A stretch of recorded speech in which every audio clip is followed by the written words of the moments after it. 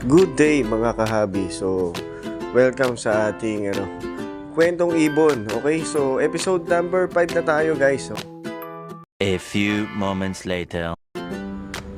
yan, so lumanding na uli siya. December 13. Yan. Lagi ako nakakalimot sa date. So, December 13, nandito si Pete. Lagi siya na bisita sa atin ng 8 ng umaga. Kung hindi siya makauwi, yan.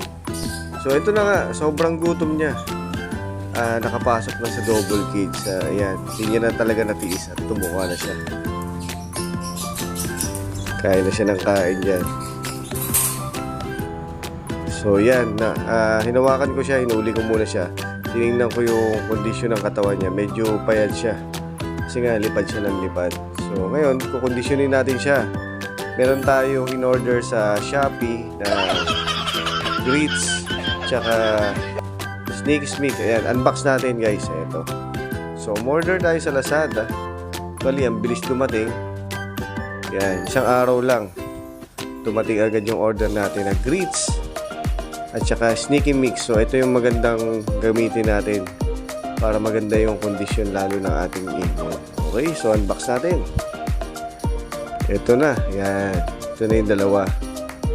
Alright. Hanggang sa susunod uli na video guys. Maraming salamat. Ang galing! Ang galing!